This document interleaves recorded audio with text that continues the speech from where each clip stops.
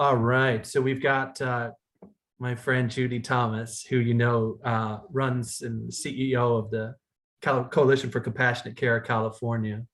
And we've participated in it since the California Coalition has been around, and just have so benefited. I mean, I don't even know where we'd be without Judy and the coalition's leadership.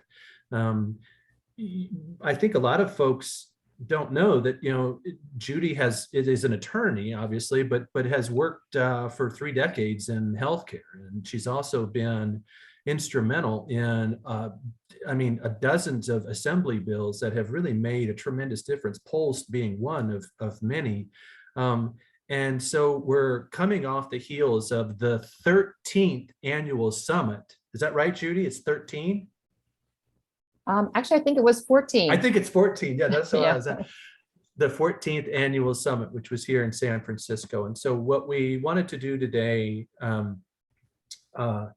was to invite Judy to come, and we have some questions lined up that really fall into 3 buckets. One is pending legislation, one are reflections from the summit, particularly around advanced care planning and psychedelics. And then some final thoughts around just a couple odds and ends issues that are happening in the state. So I wanted to just welcome you and just say how grateful we are, Judy. And I give you a chance to say hi. Great, thank you. Yeah, thank you, Nate, for the invitation. I'm really excited to be here. It's great to see all of you. Many of you have been part of the movement from way back in the beginning, and things are evolving, and there's new opportunities and there's new challenges. So we need all that passion and energy to keep this going, because we've made a lot of progress and we've still got a ways to go. Right. Okay. Absolutely. So in no particular order, Judy, is it okay if I just ask you some questions? And I've got a kind of, I hope it's a flow. These are questions that have been brought by group members Sure. of our group. And so one of the things that came up very quickly after the summit was the discussions that you had around advanced care planning. And we have collectively, the California Coalition and all the local coalitions of which we're one, from the beginning, we have argued that, advanced care planning improves patient family satisfaction, helps allocate resources, reduces admissions, provides caregiver and provider stress relief in many cases if it's done right, and so on and on and on. But there did seem to be some pushback in the summit this year from some physicians, and I wondered if you could speak to that with any insight. Yeah, so what's happened in the last year or so is that a couple of physicians, one in particular who is very prominent in the palliative care field, Sean Morrison, well-known and recognized researcher in palliative care, has been very publicly critical of advanced care planning. And there were a couple of articles that came out, I think in JAMA, and got quite a lot of attention. So, it's kind of got a lot of the research community a little bit up in arms.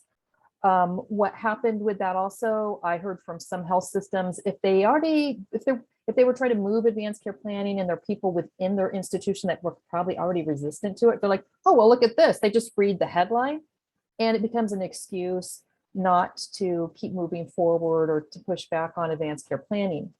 What we found out at the conference is this stuff that's happening kind of in the very high level academic conversation is not trickling down to the average person, certainly not the average person on the street, not even the most of the movement in palliative care. So it's good in some ways. I think a lot of the true believers were just saying, look, this is a chance to have a healthy dialogue around advanced care planning.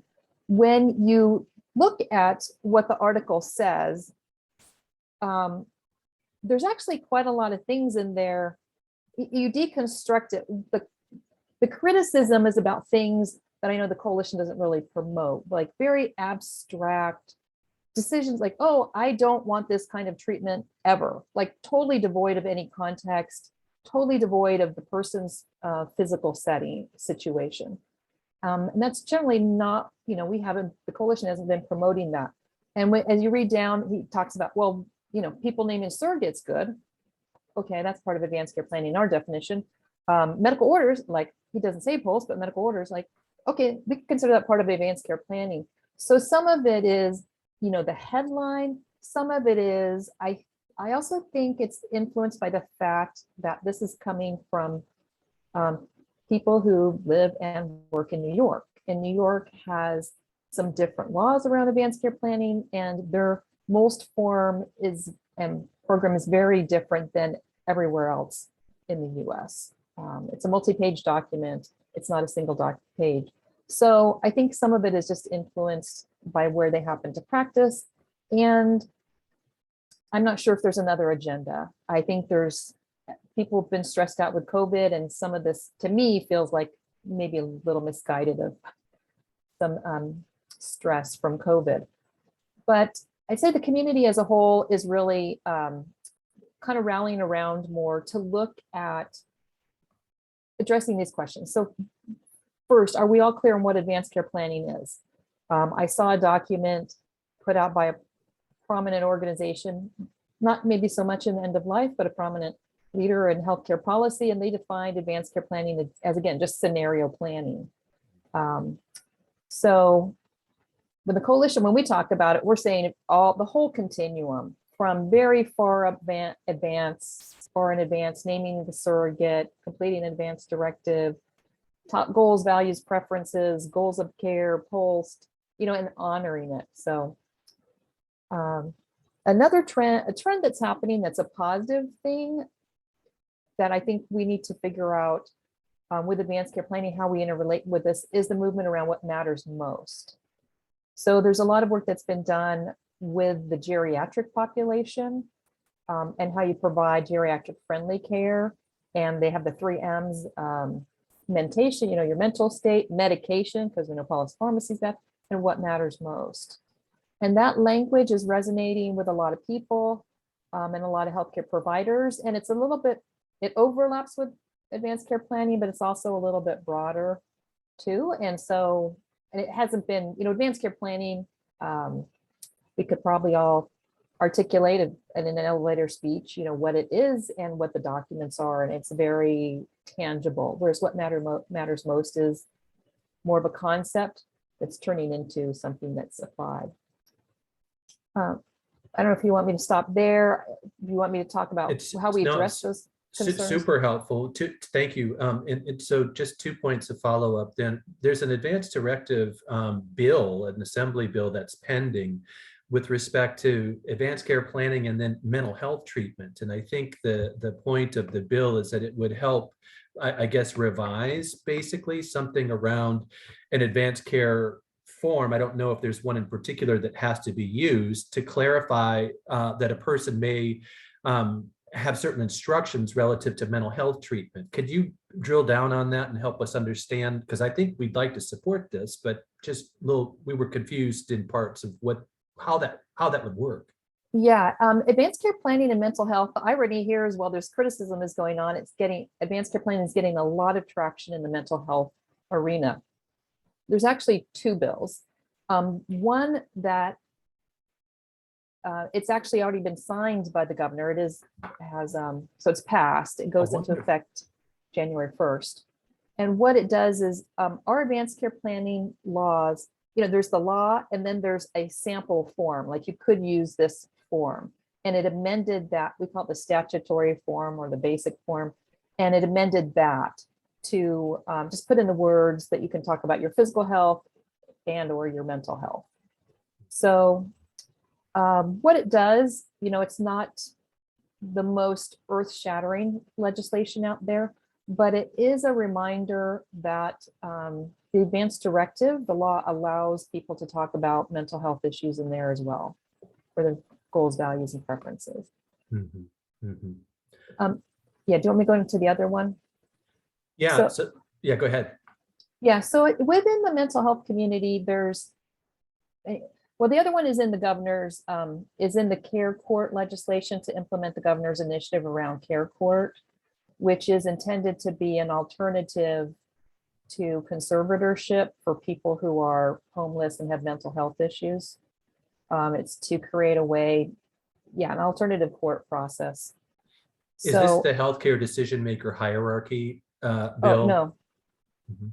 no, care court is much bigger than just healthcare. It creates a whole very intensive process to help support the person to make decisions about all life matters. And, health is part of that. So there is some reference that maybe an advance directive is relevant. They call it a psychiatric advance directive. So we're still waiting to see where that lands. I think it probably will pass, and it will start out as a pilot in a few counties. What I would say is just that these two bills, you've got the one approach to mental health, which is like, I think for probably, most mental health issues, people are, most of their advance directive will focus on physical health, but mental health may be relevant. For the severe and persistent mental health issues, there's also this movement to create a specific, separate, standalone psychiatric advance directive that specifically deals pretty exclusively with mental health issues. So that's a whole thing that's happening that, we're just trying to keep track of it. And, when does it land enough that we can do a webinar so we can educate people, because it's still very much in process. Thank you. We've got so many topics here, and so I just want to ask one more follow-up on the advanced care planning issue before we pivot to something else, if that's okay. So one of the reactions that we had as a group after the summit had to do with, our sense of the advanced care planning process is to facilitate a conversation, just like you taught us, and that we wove into the Pulse paradigm. I mean, it's not about reducing people to check boxes or anything like that. It's a tool to facilitate a collaborative conversation primarily, and so the decisions that we make are important, but the conversation perhaps even more important. And when we have these conversations, our sense was that in part what these do is help reduce readmissions, because there's some clarity around when and how and goals. So to go back to the initial pushback from some physicians here around the utility of advanced care planning, Les and I and others were asking the question, if you follow the money, isn't it, provided that these advanced care planning documents are medically viable, doesn't this save our healthcare institutions financially to have this kind of clarity? And so I'm bewildered by sometimes what would be a kind of systematic pushback that these are ineffective, when at the very least, and they're much more than this, but they're cost-saving measures for the hospital if done right, aren't they? Yes, of course we do it because it gives better care, gets people better care and care that's consistent with their wishes. But the research does show generally when people get more information, that frequently they choose less costly treatment. I think, again, a lot of it's the devil's in the details with the criticism. Like if you're talking to somebody who's critical of it, just figure out what is their definition and what are some of their assumptions. I also think some people feel that palliative care doctors know how to have these conversations. It's just part of palliative care. We don't need ACP, we just need palliative care. And we know it's bigger than palliative care. We'll never have enough palliative care providers. And a lot of it is simply educational, for people. And I think it was Stan who was talking about the distress on surrogates. The kind of information that people should be receiving as part of advanced care planning really helps to alleviate that distress. Okay. I wanted to plug, as we transition, I want to plug a webinar that you all have coming up, and you've already mentioned it here 7-8 minutes ago. The medical decision making for incapacitated and unrepresented patients, and where there is some new movement on that piece around best practices. Is there anything? This is so. Carl Steinberg, I think, is running the webinar with Chris Wilson, who we know here. So can you mention how the health and safety code and while that was found constitutional, how that relates to sort of this long-term patient representative structure that's Oh. emerging. We had some questions about that. Yeah. So yeah, the court did uphold the ability of an interdisciplinary team in a skilled nursing setting to make decisions for residents who lack capacity.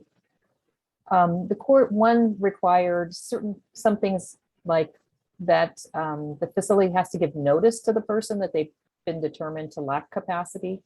So if they really lack capacity, it's kind of a useless thing, but it's good for our system to have checks and balances because maybe it was a mistake. The thing that the court said about the IDT is that they have to have a patient representative as part of the IDT. It was kind of, it's not easy to find a patient representative, and so it was easy to kind of, the law allowed you kind of just to do it without them, but even if you did your best effort. The ombudsman, which you may be familiar, felt that it was not their role to serve as the patient representative.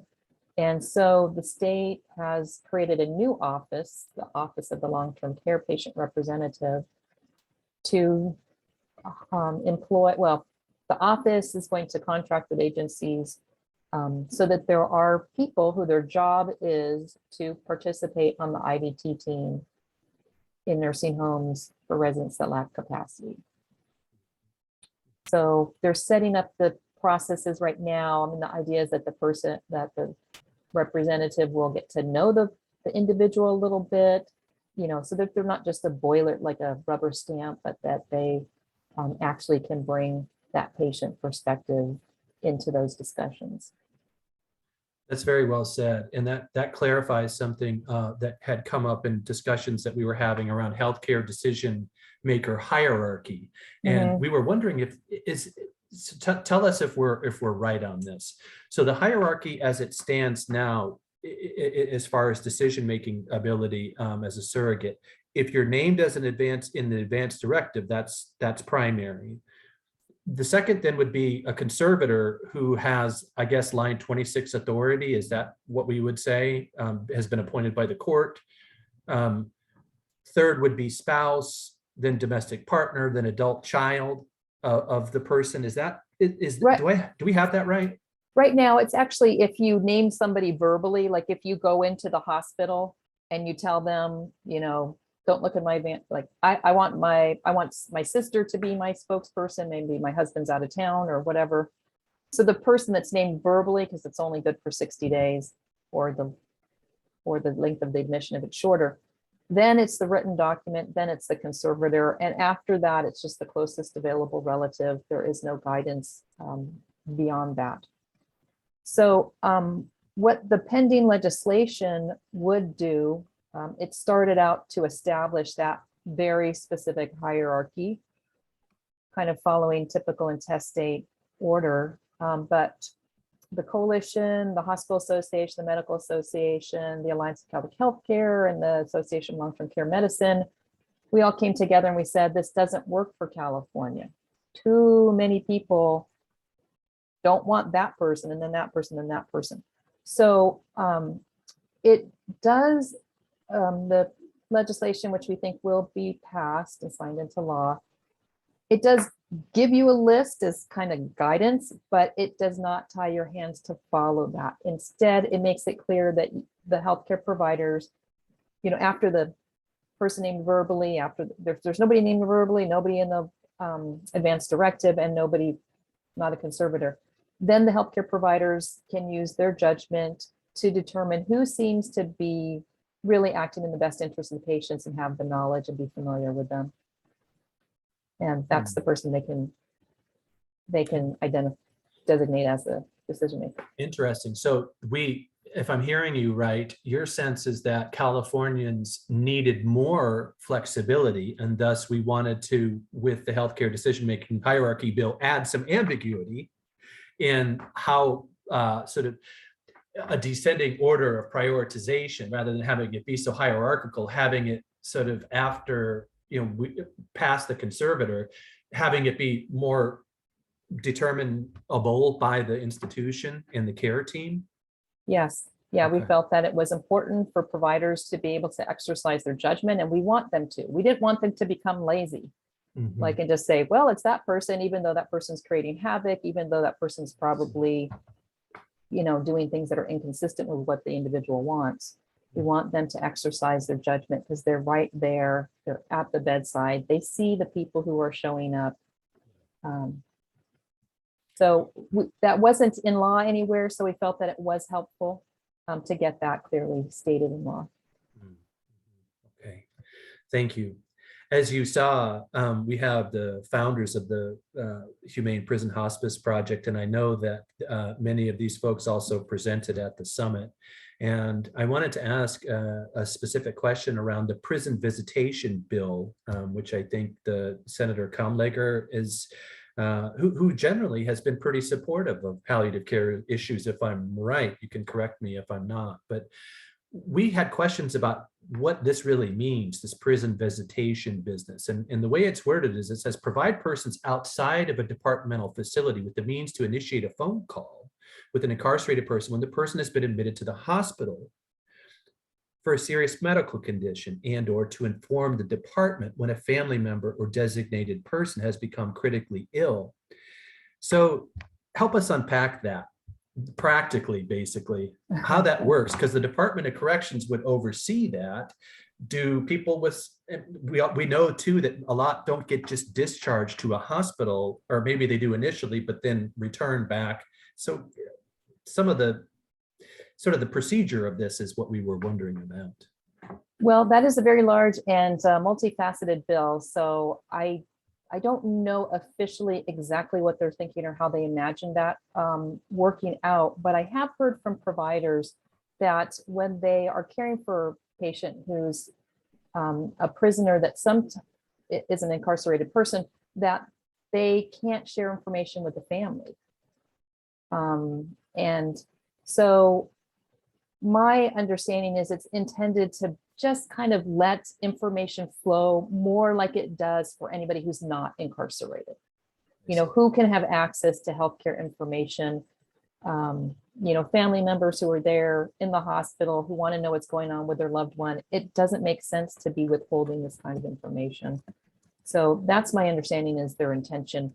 I don't know exactly how it'll be operationalized. So this is a bill that will take some time to operationalize. So we should continue to monitor that and see how that works out. Okay. All right. Well, it sounds good to us, and we wanted to support that. And anything that can get, yeah. Sandy, do you have anything to add? I was just going to say, we want to support it, but now I'm hearing it a little more clearly, and it's for prisoners going to the hospital. So it's for prisoners, this communication is because a lot of times they don't let family members visit. Sometimes they do when they're in the hospital. So as we said earlier, it's a low bar, but it's something. And yeah, I guess it's a step. It's just that even the prisoner I just worked with, who was a death row prisoner and he was in the infirmary in San Quentin, did not want to go to the hospital. The staff at San Quentin was very comforting for him, as well as that's his home. So, I mean, it's a step, and for the family members, it's very important that they not be shut out, and for the prisoner as well. But I don't know much about that. I mean, it sounds like it's complicated.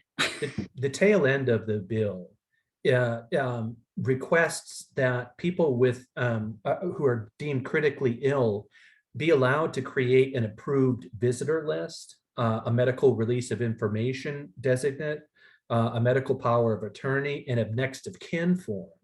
That, while it's unclear who's to do this, somebody would reach out to that whole group of people within 24 hours of that incarcerated person either being hospitalized or rehospitalized. So in part, to Judy's point, to try and at least spread the word, but again, just who's to do that, it doesn't say. And I was on paperwork for next of kin. So they do that now, but what you're saying that's new is that they're actually giving them a visitor list for the hospital. That's right. Huge. Exactly. Yeah. Yes. Okay.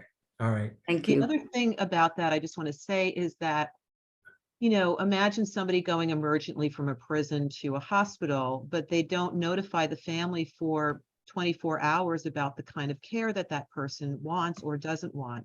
So by the time the family knows anything, that their loved one's in the hospital, that person's already, like, as Jessica Zitter might say, on the conveyor belt of healthcare, most likely getting treatment and all sorts of things that they may or may not want. So I think that's another important thing that we're going to include in our training, is to let people know that even though they're incarcerated, there is a CDCR advanced directive that looks like the California advanced directive, as close as I can tell. There is a PULSE form that they are allowed to complete, that I don't believe they're allowed to have those documents witnessed by their friends. They have to pay for a notary. So that comes out of whatever small amount of money they have. But this 24-hour to 48-hour notice, there's people that don't get notified for days or weeks that their loved one has died. Ever. So yeah, sometimes never. But this is really, it's huge. And there is also, I don't know if it's a mandate, but there's definitely guidance now from CDCR that Judy Thomas, who might be an interesting speaker to have just talk to us about some of these things. She is the medical director for the one prison hospice in California. She's been doing that for many, many years. And so she really knows the inside out parts of this. But she has been tasked with now bringing palliative care and appropriate end of life care to other places around the prisons, the 34 prisons in California, where they have some kind of hospital or SNF or healthcare units. So that's kind of who we're partnering with and working with, but it is, it's really, it's slow going, and there's a lot of bureaucracy. And I think having people's family notified within a couple of hours, people have phones everywhere at CDCR to let the family member know. Their next of kin is updated on a regular basis. Marvin has told us that multiple times. It's not a big deal. Every time you get a change in your program, you update who your next of kin is. To make that phone call and say, hey, your loved one is at the hospital, they are unconscious, you are their power of attorney, please contact the hospital to let them know what it is they can and can't do. Jessica Zitter took care of a bunch of folks at Highland Hospital that came from San Quentin when they were in the middle of the pandemic. And she said it was horrifying as a palliative care doctor to care for people who were chained to their bed and choking, not able to breathe. And that the custody folks that showed up, armed guards that are there at the doorway or in the room with the person, were making the medical decisions for them. Letting her know what she could and couldn't do. And as a palliative care doctor, she kind of explained, this is about comfort care for this person who's dying. And they were like, you don't have you can't make those decisions. We make the decisions. So I think just sorting out some of that, you get a guard they don't know anything about medical care.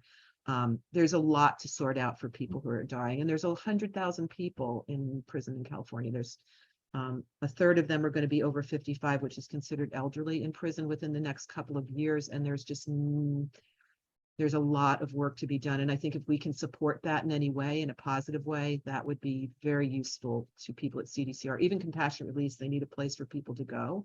Hospices could take people if they have boarding cares. They work with anybody that can do charity care. That would be ideal to get them out of the prison system into a compassionate release where they are able to die in the community.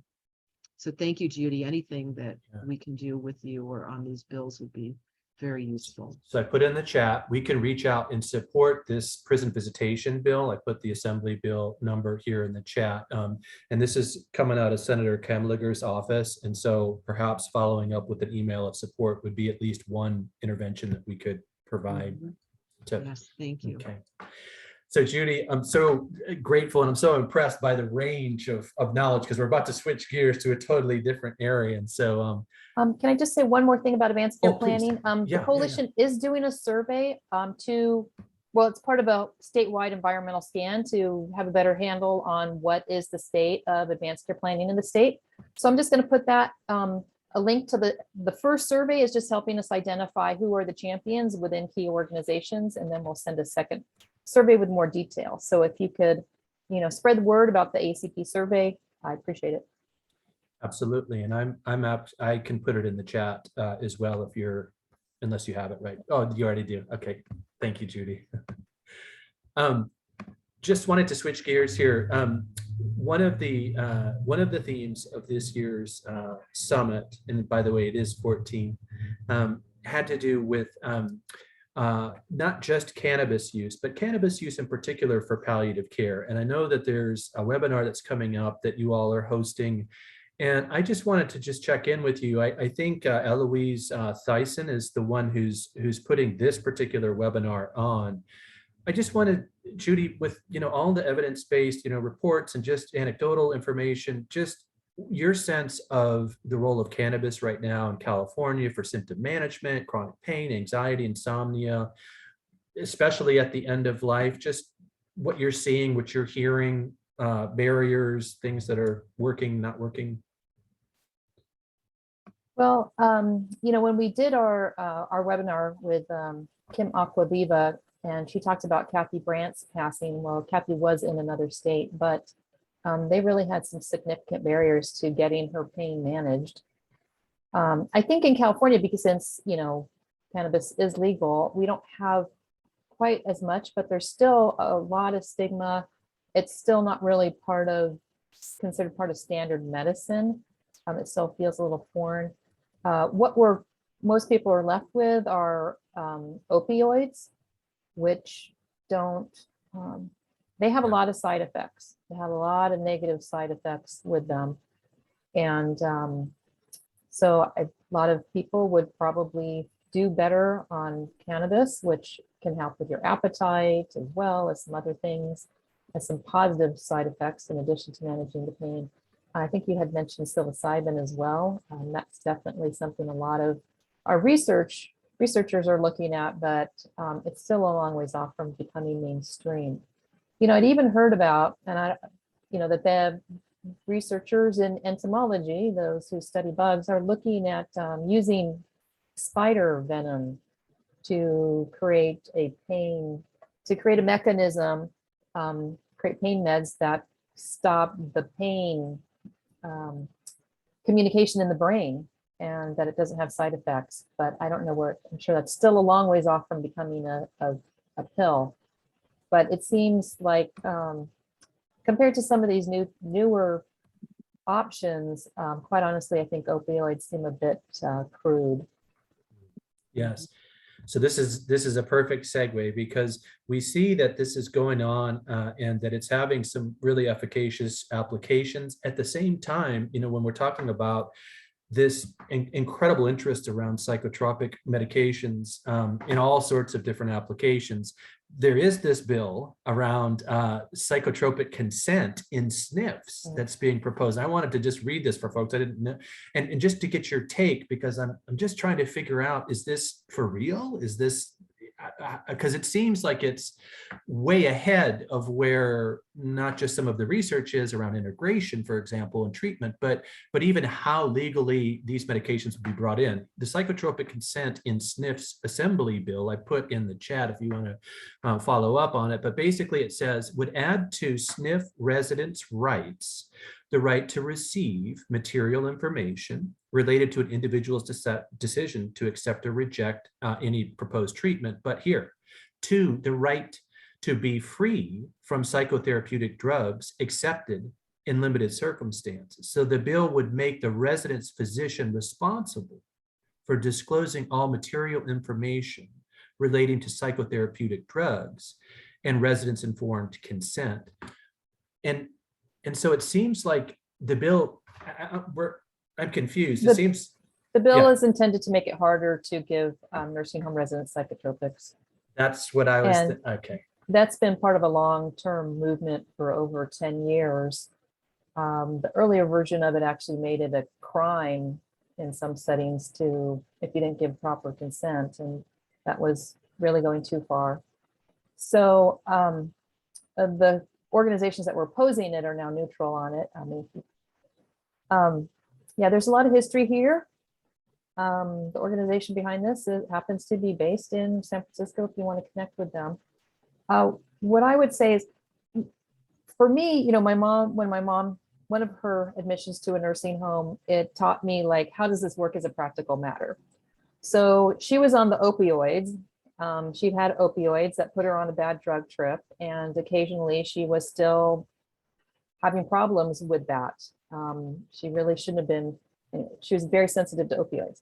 So she started doing this, she started acting out like at the nurse's station. She picked up a stapler, she threw it at somebody. They called the doctor, they're like, we have got to give her a psychotropic. The doctor, who was never seen her, who's over at Kaiser across the street, never been in the nursing facility, doesn't know my mom, doesn't know what's going on, says, okay, here's the prescription. They give it to her to calm her down. That's the kind of thing they're trying to stop. I mean, personally, I have a little bit of mixed feelings about it, because yeah, they just not comply with a lot, even at that time, with getting proper consent.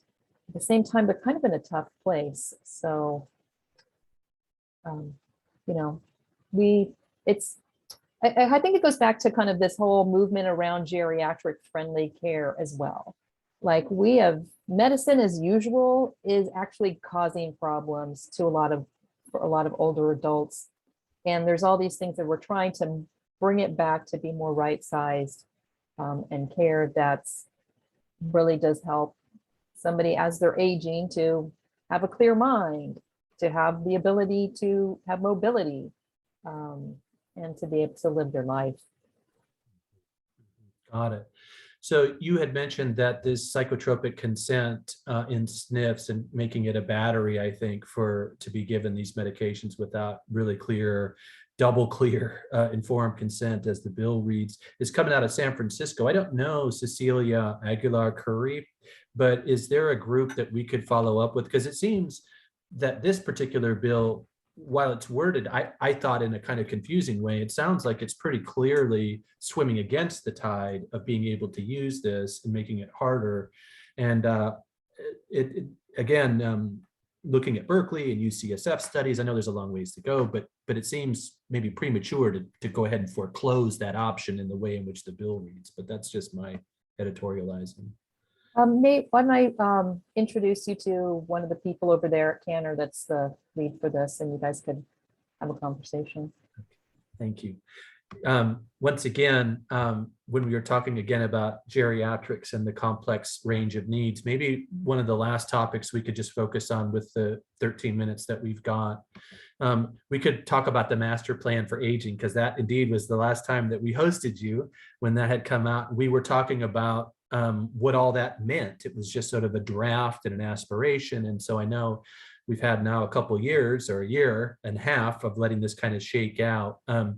Just very quickly, for those of you that don't know, the idea comes from Newsom's office, and there's a master plan that he and some colleagues, in addition to Judy, put together for what they call a master plan for aging. And the charge was this: California's over 60, if I'm getting this right, population is not only projected to diversify, but is to grow faster than any other age group by a lot.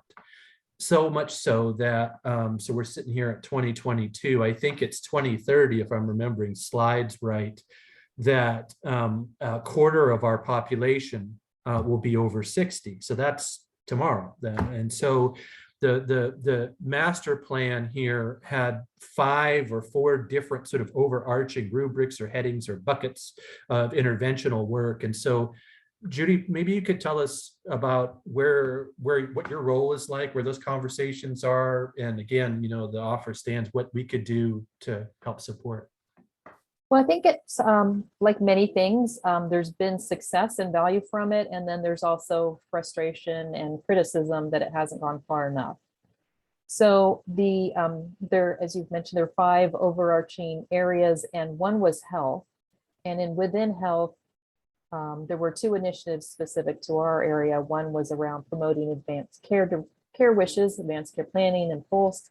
And the other was to promote the value of palliative care to the Medi-Cal managed care plans. And those were meant to be 2-year initiatives. So quite honestly, I think there's been a lot of progress made, but quite honestly, I think a lot of it's been because of the coalition and the field making these things happen more so than the state. But like when we were we leveraged the master plan in getting the money for the Pulse registry and getting the legislation passed. So I think it's great for us for palliative care. You know, in the beginning, when the coalition was new, it's like, you know, palliative care was a new foreign thing that nobody thought about. And now I would say healthcare policy advocates, they know about palliative care and they want it to be part of it. They don't have the expertise, you know, to always get it right.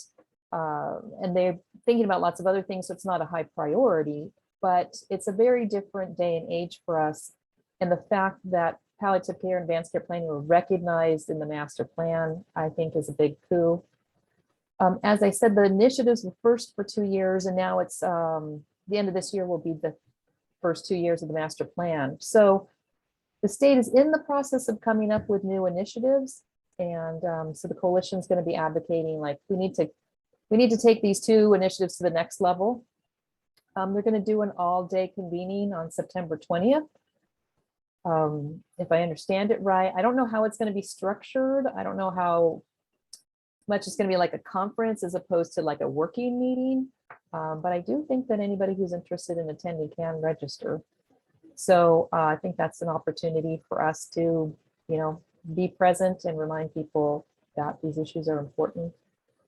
Sandy and Susan, you're reminding me the master plan did also have some, you know, there was concerns about the prison population. So I think I should use this, going back and looking at the master plan as an opportunity to remind the state about what is happening in that area and maybe inspire them to take it a little bit further. Yes, we would encourage anybody that you speak with to go and visit a prison.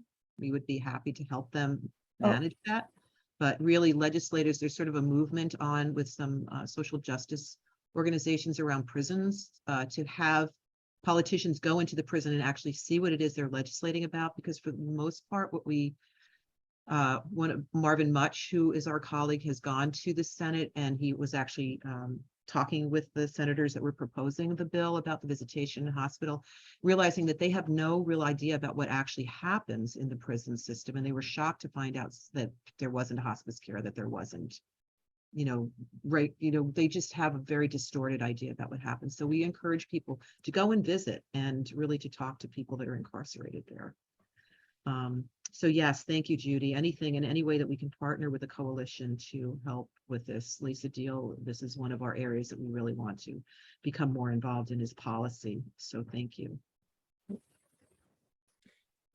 Yeah, related to that, you know, is the Pulse registry, which is moving along, albeit slowly at this point. The state does have a process that large IT projects have to go through, the PAL process. It's been through the first 2 stages, which is like a needs assessment and then the business case. And now they're looking at the alternatives analysis. And soon, you know, maybe in the next year, they'll be figuring out how exactly they want it to operate and put out a call for proposals from vendors who would provide the IT solution. So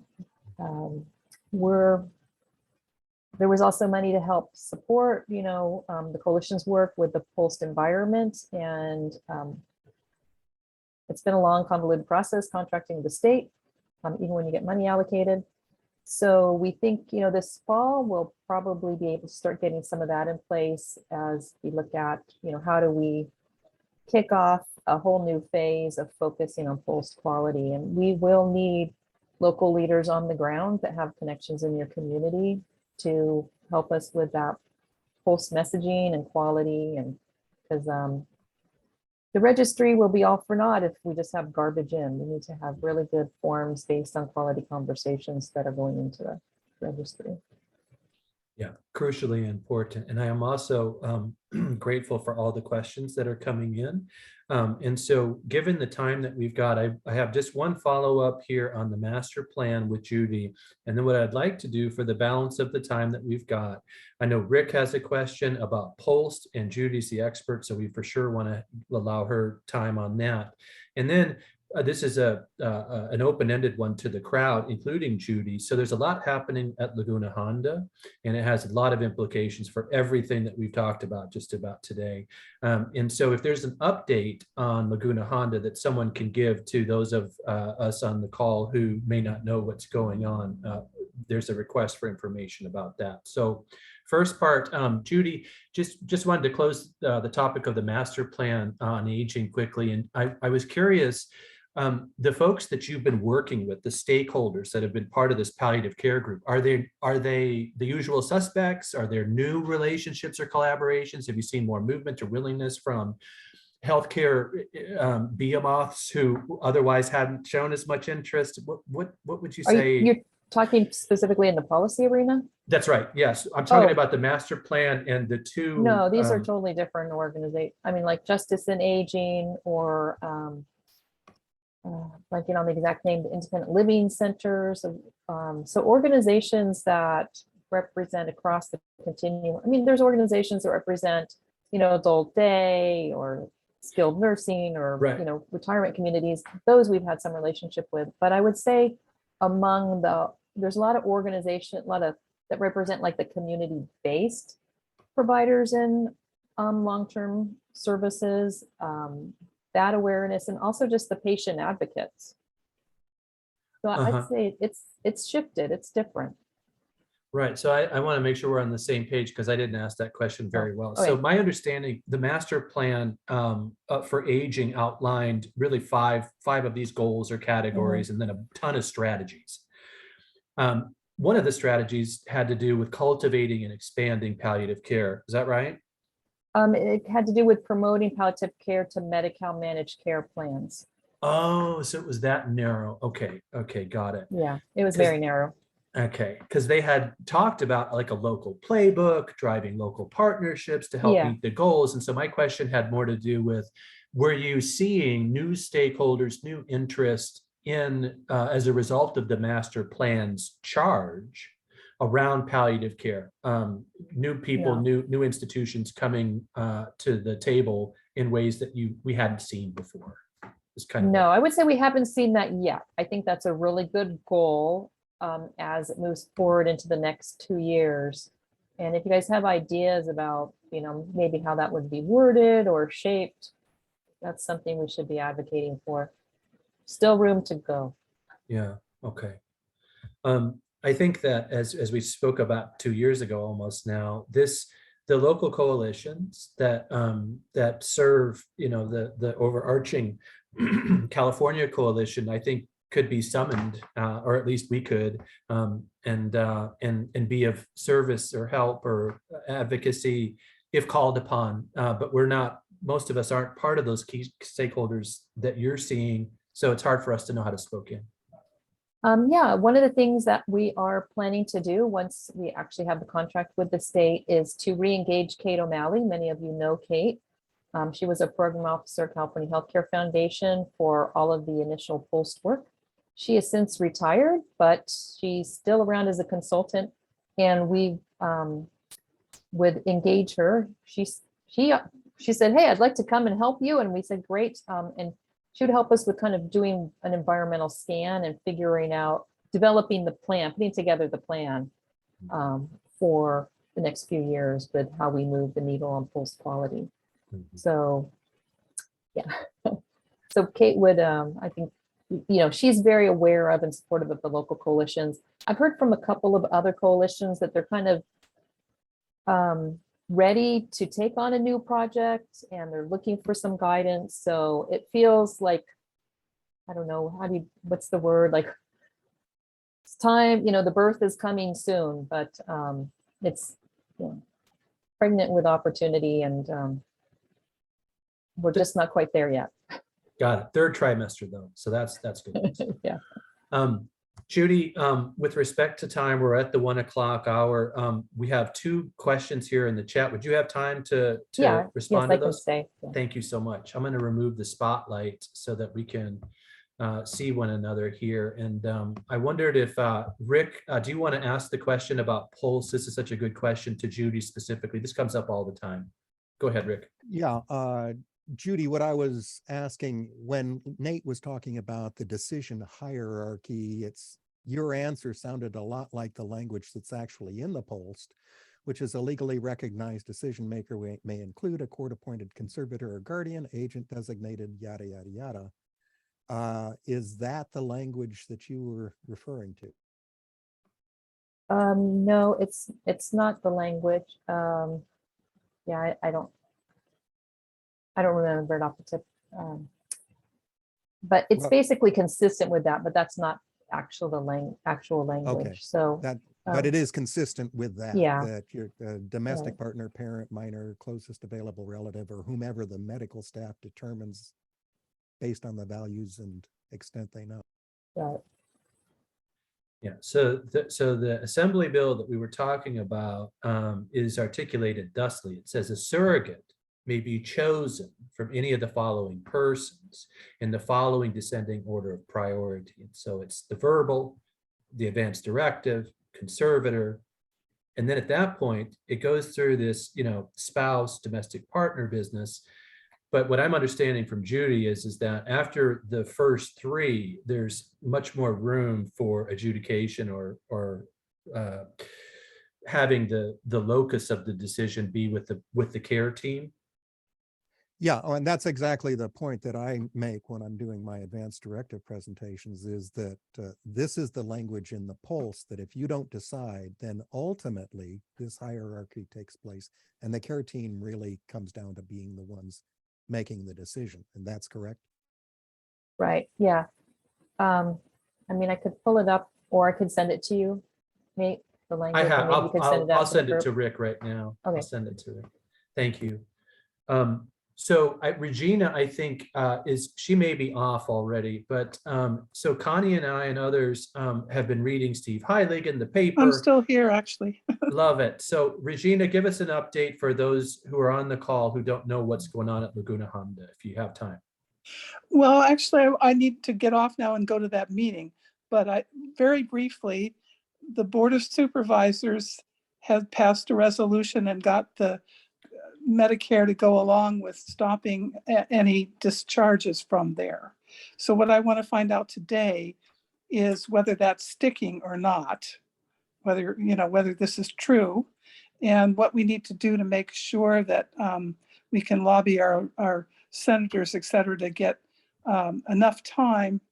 Basically, that we need enough time between now and December to allow the staff there to fix whatever violations had occurred.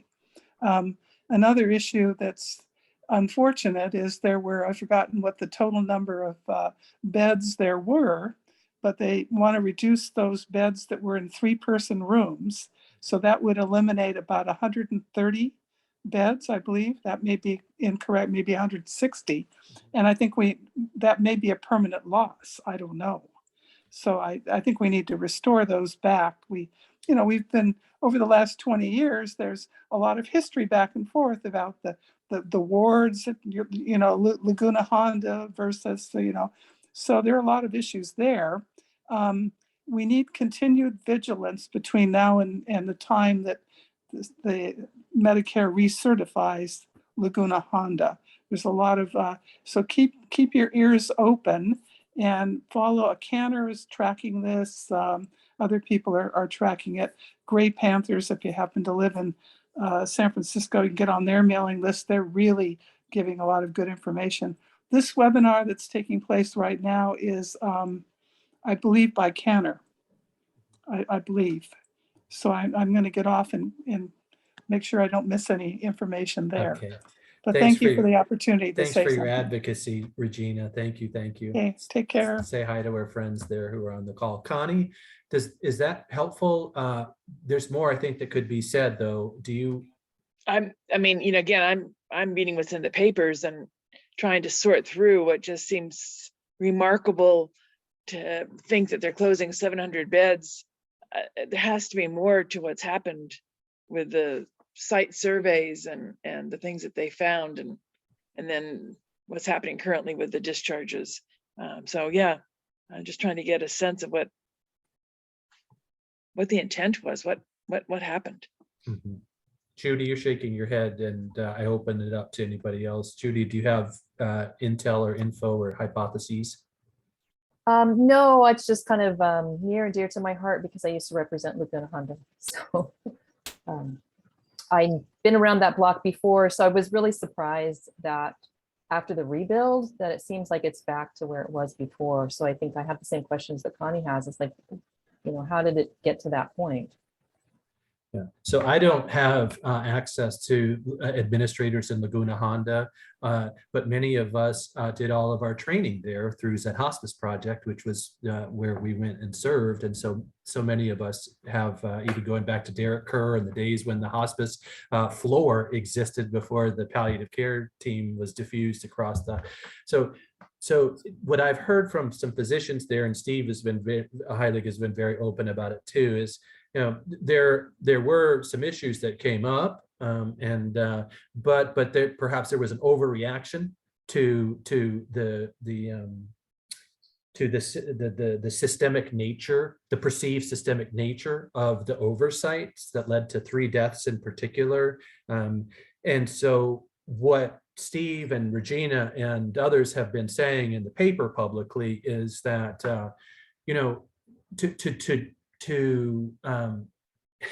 remove 700 beds is, I mean, SF General would grind to a halt. There's a lot of implications, and this is the center of a spider web of care historically and very much still currently in San Francisco. So just giving up or stopping is not an option, and nor I think that there's cause for that kind of so trying to let some of the steam out of the balloon, speak to what's true, and then at the same time not try and be wide sweeping in the kinds of pivots that are sometimes kind of coming up in the news around, well, we're going to close down X amount of beds, or we're going to, you know, the transfers and the discharges are going to go this way rather than that, as we had been.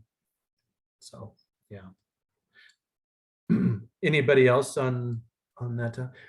So real quick before Judy leaves, anything else that has come up that we got our statewide expert advocate and leader here. Anything else before Judy hops off that we want to? I would ask if there's any new progress on the registry. Yeah, the progress is that the state is moving along, albeit slowly, with the process they have to follow for any large IT project. It's called PAL, like Project Assessment Life Cycle or something like that.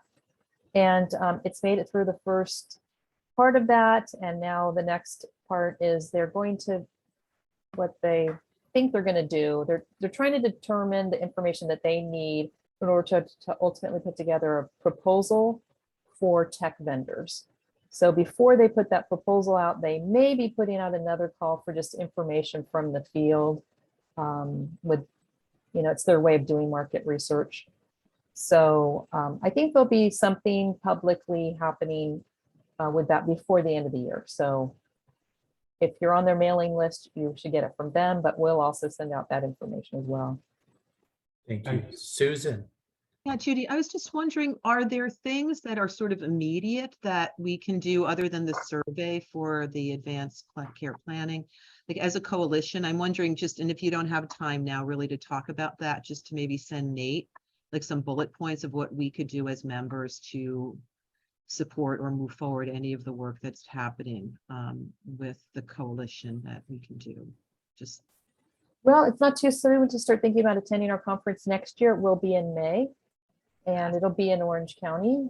So, you know, we hope to have really good turnout there, and that will be a great opportunity to get together, both with your own community as well as the other local coalitions.